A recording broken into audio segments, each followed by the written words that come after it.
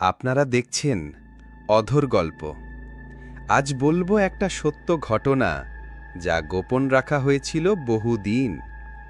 War 2 সিনেমার shooting চলাকালীন এক এমন ভয়ঙ্কর ঘটনা ঘটেছিল যার শোনার পর আপনি হয়তো রাতের ঘুম হারিয়ে ফেলবেন। আমার নাম রোহান। আমি কাজ করি একটা মিডিয়া হাউসে। গত মাসে ওয়ার 2 সিনেমার শুটিং কভার করতে গিয়েছিলাম মুম্বাইয়ের একটা পুরনো ব্রিটিশ কেল্লায়। প্রচুর বড় স্টার ছিল, ঋত্বিক রোশন, এনটিআর আর কিয়ারা আডবাণী। প্রোডাকশন টিম কেল্লাটা বেছে নিয়েছিল সিনেমার মারাত্মক অ্যাকশন দৃশ্যের জন্য। কিন্তু আমরা কেউ জানতাম না এই পুরনো কেল্লার মধ্যে এমন কিছু লুকিয়ে আছে যেটা আমাদের বিশ্বাসকেও কাঁপিয়ে দেবে। শুটিং শুরু হলো রাত 2টায়। আমি দাঁড়িয়ে আছি ক্যামেরার ঠিক পেছনে। তখনই প্রথম অদ্ভুত ঘটনা ঘটল। লাইট হঠাৎ দপ করে নিভে গেল, তারপর আবার জ্বলে উঠল। কিন্তু ক্যামেরার স্ক্রিনে আমরা যা দেখলাম তা বিশ্বাস করার মতো না। একটা সাদা ছায়া, একটা মহিলা মাথা নিচু করে দাঁড়িয়েছিল কক্ষের কোণে। কেউ জানে না সে কে। তালিকা অনুযায়ী আমাদের টিম ছাড়া কেউ ঢুকেইনি ওই কেল্লায়। পরের দিন একই জিনিস ঘটল। ক্যামেরায় বারবার কিছু অদ্ভুত ছায়া ধরা পড়ছে। একজন লাইটম্যান হঠাৎ চিৎকার করে ওঠে, ওই মহিলা আবার এসেছে। আমরা গিয়ে দেখি সে মাটিতে পড়ে আছে, অজ্ঞান। হুঁশ ফেরার পর যা বলল, আমার রক্ত হিম হয়ে যায়।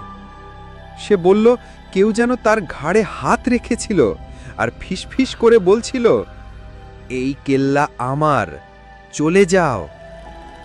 পরে লোকাল গাইড জানালো কেল্লাটার ইতিহাস। এক ব্রিটিশ অফিসার তার স্ত্রীর উপর পাষাণ নির্যাতন করত।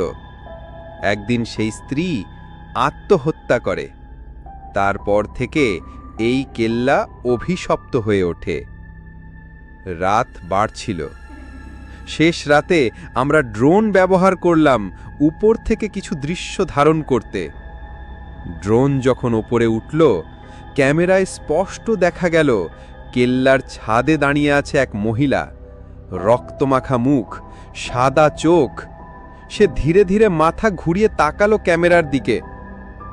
হঠাৎ করে ড্রোনটা ঝাঁকি খেয়ে নিচে পড়ে গেল। ড্রোনের ফুটেজ আবার দেখে পুরো টিম স্তব্ধ হয়ে যায়। এরপর শুটিং বাতিল করে দেন ডিরেক্টর ঋত্বিক রোশন নিজেই।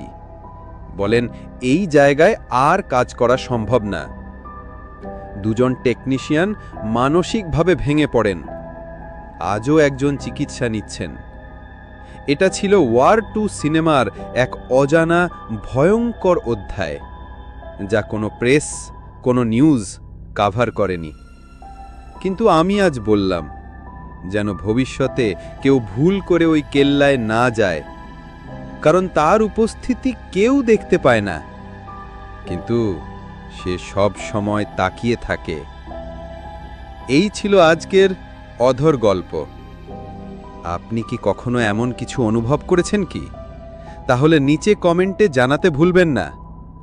আমরা আবার আসছি ভয়ঙ্কর আরেকটি গল্প নিয়ে। ততক্ষণ পর্যন্ত সাবধান থাকুন, কারণ অন্ধকার সব সময় খালি থাকে না।